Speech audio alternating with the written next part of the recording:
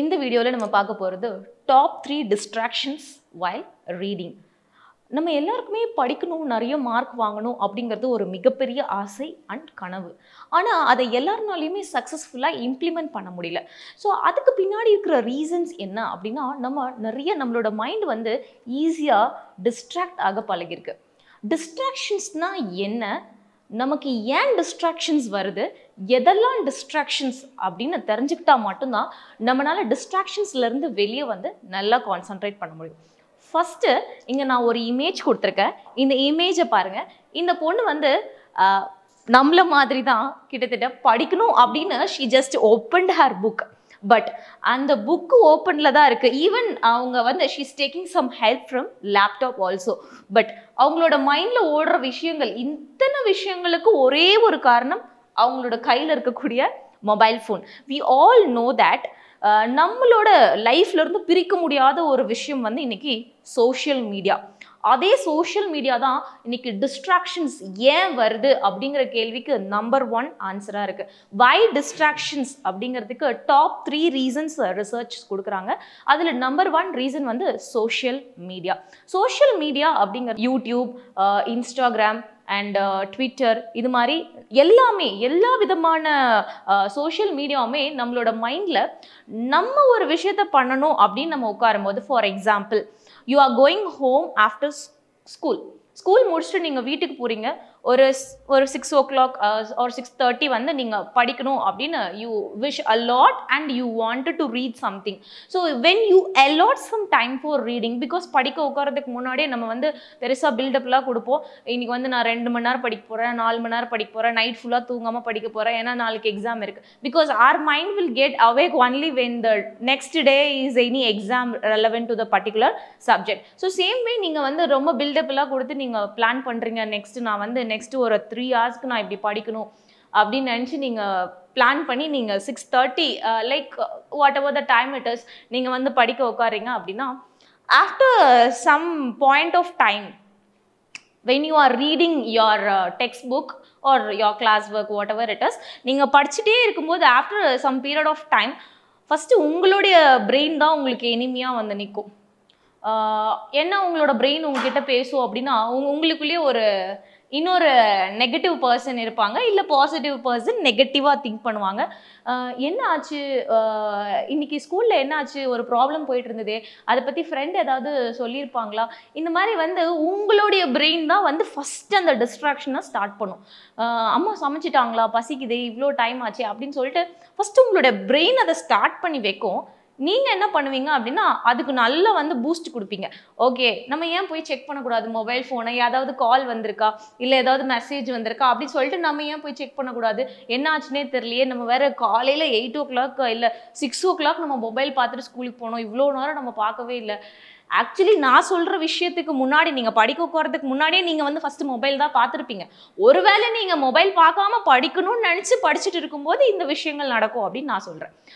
Then when you take your mobile phone in your hand, you already plan to study for some time.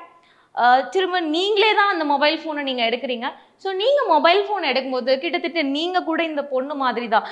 In your brain also lot of distractions will be there because of one single reason, that is social media. So இப்போ நான் வந்து என்ன பெருசாக தப்பு பண்ணிட்டேன், நான் வந்து phone பார்த்துட்டு ஒரு 10 minutesக்கு அப்புறம் நான் படிக்க தானே போகிறேன், ஒரு 5 minutes நான் ரிலாக்ஸ் பண்ணுறேன், என்ன அதில் என்ன தப்பு இருக்குது, திரும்ப நான் படிக்க தானே போகிறேன் அப்படின்னா, you are misunderstanding wrongly certain things. நீங்கள் வந்து எதை தப்பாக புரிஞ்சுக்கிட்டு இருக்கீங்கன்னா, மொபைல் படிக்கும் பொழுது நடுவில் மொபைல் பார்க்குறது ரிலாக்ஸேஷன் நீங்கள் நினச்சிட்டு இருக்கீங்க. That is not relaxation, that is disturbance. That is a main distracting factor. So main distracting factor நம்ம ஏன் சொல்கிறோம் அப்படின்னா, உங்களுடைய பிரெயின் வந்து ஒரு சின்ன குழந்தை மாதிரி ஆல்ரெடி உங்கள் பிரெயினுக்கு வந்து ஒரு வேலை கொடுத்தீங்க, நீ இதை படி அப்படின்னு சொல்லிட்டு. இப்போ அதை சடனாக எடுத்துகிட்டு போய் மொபைல் ஃபோனில் நீங்கள் அதை போடுறீங்க. ஹலோ, அதுவும் இப்போ வந்து மொபைல் ஃபோனில் ஷார்ட் வீடியோ கிளிப்ஸ் அப்படின்னு நம்ம யூடியூப் ஓப்பன் பண்ணால் ஷார்ட் வீடியோ கிளிப்ஸ் அப்படின்னு ஷார்ட்ஸ் வரும். இப்போ இந்த வீடியோ பார்க்குற பார்க்குறவங்க வந்து பேரண்ட்ஸ், ஸ்டூடெண்ட்ஸ், இல்லை வந்து age people, different age group people யாராக இருந்தாலும் சரி, உங்கள் எல்லாருக்குமே வந்து அந்த ஷார்ட் வீடியோ கிளிப்ஸ் பற்றி ரொம்ப நல்லாவே தெரியும். பிகாஸ் நம்ம வந்து நினச்சிக்கணும் நமக்கு நிறைய டைம் வந்து இல்லை மொபைல் யூஸ் பண்ணுறதுக்கு, அதனால ஷார்ட் வீடியோ கிளிப்ஸ் பார்க்கலாம் அப்படின்னு சொல்லிட்டு நம்ம பார்க்குறோம். ஒரு நாளைக்கு நம்ம சராசரியாக மோர் தென் 50 ஷார்ட் வீடியோ கிளிப்ஸ் பார்க்குறோம். எல்லாருமே ஆவரேஜாக ஒரு ஹியூமன் பீயிங் வந்து இன்னைக்கு மோர் தென் 50 ஷார்ட் வீடியோ கிளிப்ஸ் பார்க்குறாங்க அப்படிங்கிறது தான் ப்ரெசென்ட் ரிசர்ச் வந்து சொல்லுது. ஸோ இந்த மாதிரி நம்மளோட பிரெயினை வந்து நம்ம ஒரு இன்சிக்னிஃபிகண்ட் ஃபேக்டரில் நம்ம இன்வால்வ் பண்ணும்பொழுது திரும்ப நம்ம ஸ்டடீஸ்க்கு வரும்போது நிச்சயமாக நம்மளோட பிரெயின் கெப்பாசிட்டி வந்து டிஸ்டர்ப் ஆகும். அண்ட் இதனால நம்மளோட ஸ்டடீஸ்ல வந்து நம்ம எதிர்பார்க்கிற மார்க் வாங்க முடியாது. அண்ட் அந்த ஹாஃப் அன் ஹவருக்கு நீங்க என்ன படிக்கணும்னு பிளான் பண்ணீங்களோ, ஒரு 20 மினிட்ஸ்க்கு நீங்க பிளான் படிக்கணும்னு பிளான் பண்ணது 2 hours, 2 days, 2 weeks, 2 months ஆனால் கூட உங்களால் அதை முடிக்க முடியாது because of the small distraction. So first you should accept that it is a distraction and I should avoid that while studying. And number 2, the number 2 disturbing factor is your friends. What's wrong with the friends? That may be your question. நம்ம வீட்டில் வந்து பெருசாக நமக்கு வந்து வீட்டில் வந்து நமக்கு நிறைய டிஸ்டர்பிங் ஃபேக்டர்ஸ் இருக்கும். இப்போ நம்ம படிக்கணும் அப்படின்னு ஓக்கிற டைமில் நம்ம லைட் போடுவோம். நம்ம கூட இருக்கிற சிபிலிங்ஸ் வந்துட்டு நம்ம தம்பியோ தங்கச்சியோ வந்து இல்லை நீ லைட் ஆஃப் பண்ண அப்படின்னு சொல்லுவாங்க.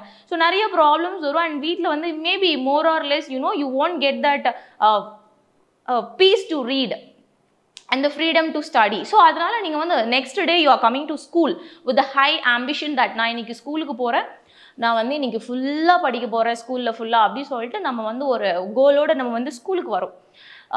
After coming to school during revision what is happening?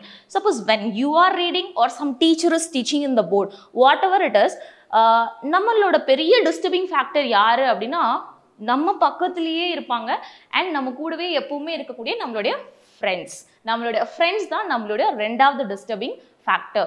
எப்படி நம்மளோட ஃப்ரெண்ட்ஸ் நம்மளோட டிஸ்டர்பிங் ஃபேக்டர்? நான் டவுட் கேட்டு படிக்கிறேன், நான் நல்லா தானே படிக்கிறேன் அப்படின்னா it is not apart from study time. While you are reading, நீங்கள் படிச்சுக்கிட்டு இருக்கும்போது இல்லை நீங்கள் கிளாஸ் கவனிச்சுட்டு இருக்கும்போது உங்கள் முன்னாடி ஒருத்தவங்க டீச் பண்ணிட்டு இருக்காங்க, நீங்கள் அவங்க சொல்கிறத கவனிச்சுட்டு இருக்கும்பொழுது உங்களுடைய மூளை வந்து உங்களுடைய பிரெயின் வந்து ஒரு பர்டிகுலர் ஆக்டிவிட்டியில் இன்வால்வ் ஆயிருக்கு.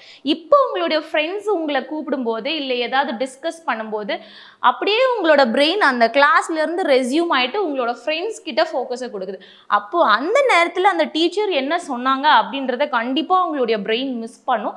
திரும்ப நீங்கள் அந்த இன்ஃபர்மேஷனை எடுத்துக்கிறதுக்கு நீங்கள் முயற்சியும் பண்ண மாட்டீங்க. அப்படி பண்ணும்போது அதுக்கு தேவைப்படுற எனர்ஜி வந்து ரொம்ப அதிகமாக இருக்கும்.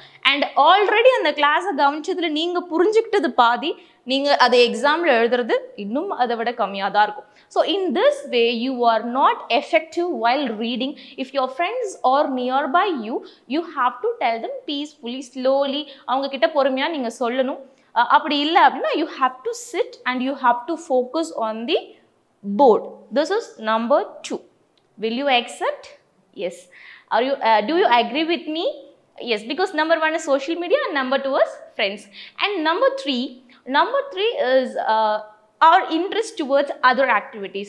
So for example, நமக்கு எப்பவுமே யூஸ்வலாக நமக்கு வந்து நம்ம ஸ்கூலில் வந்து நமக்கு ஒரு டைம் டேபிள் இருக்கும். இப்போது வந்து ஃபார் எக்ஸாம்பிள் இப்போ நெக்ஸ்ட் சண்டே ஹாலிடே, மண்டே வந்து உங்களுக்கு ஒரு எக்ஸாம் இருக்குது அப்படின்னா இந்த சண்டே வந்து நம்ம வந்து ஒரு ட்ரீமோடு வச்சுருப்போம். இந்த சண்டே வந்து இப்படியெல்லாம் ஸ்பெண்ட் பண்ணணும், இந்த சண்டேக்கு இப்படியெல்லாம் டைம் கொடுக்கணும் அப்படின்னு. பட் அந்த நம்மளோட ஸ்டடி பிளானை வந்து டோட்டலாக ஸ்மாஷ் பண்ணுறது நம்மளுடைய ஹாபீஸாக இருக்கட்டும், இல்லை நம்மளுடைய இன்ட்ரெஸ்ட்டு, அது வந்து நம்மளோட ஸ்டடி டைமில் தான் நம்ம பண்ணுவோம். இப்போது ஃபார் எக்ஸாம்பிள் ஒரு morning 8 o'clock to 9 o'clock Sunday நீங்கள் வந்து படிக்க உட்காருங்க அப்படின்னா நீங்கள் பண்ணணும் அப்படின்னு நினைக்கிற வேலை வந்து அந்த ஸ்டடி டைமில் தான் உங்களோட பிரெயினுக்கு வந்து ஞாபகம் வரும். ஐயோ நம்ம இன்னைக்கு வந்து மேட்ச் பார்க்கணும்னு நினச்சோமே, ஸ்கோர் என்ன ஆச்சுன்னு தெரியலையே, அங்கே வெளில ஃப்ரெண்ட்ஸ் கூப்பிட்டாங்களே, இன்னைக்கு என்ன பிளான்னு தெரியலையே, வெளில போகலாமா இல்லை நம்ம ஃப்ரெண்ட்ஸை வீட்டுக்கு கூப்பிடலாமா. ஸோ இந்த எல்லா விஷயமுமே உங்களுக்கு வந்து நீங்கள் சாப்பிடும்போதோ இல்லை வந்து நீங்கள் ரிலாக்ஸ்டாக இருக்கும்போதோ உங்களுக்கு ஞாபகம் வராது. நீங்கள் எப்போ படிக்க உக்காடுறீங்களோ அப்போ தான் இந்த எல்லா தாட்ஸ் ப்ராசஸும் உங்களோட பிரெயின்குள்ள வரும். So number 3 distraction I can simply put in a simple words that it's nothing but you are the distracting factor for yourself. So அப்போ மேம் நீங்கள் சொல்கிறதெல்லாம் வச்சு பார்த்தா நாங்கள் வந்து சோஷியல் மீடியா யூஸ் பண்ணக்கூடாது அண்ட் ஃப்ரெண்ட்ஸோட பேசக்கூடாது அண்ட் எங்களுக்குன்னு ஒரு ஹாபீஸ் ஒரு ஸ்போர்ட்ஸ் ஆக்டிவிட்டீஸ் எதுவுமே இருக்கக்கூடாதா அப்படின்னு கேட்டால் that is not my point. You should have all these things but not during your study time. உங்களுக்குன்னு நீங்கள் வந்து வச்சிருக்கிற ஸ்டடி டைம், ஃபார் எக்ஸாம்பிள் இப்போ இந்த பொண்ணு வந்து இதனுடைய ஸ்டடி டேபிள், இது வந்து அவங்களுடைய ஸ்டடி டைம். இந்த ஸ்டடி டைமில் அவங்க ஃபோனை உள்ளே கொண்டு வரதான் ப்ராப்ளம். இந்த ஸ்டடி டைமில் அவங்க ஃப்ரெண்ட்ஸோட பேசுறது it's a distracting factor. And அந்த டைமில் அவங்க ஹாபி ஸ்போர்ட்ஸ் பற்றி திங்க் பண்ணுறது that is also a distracting factor. If you accept, please comment. Thanks for watching.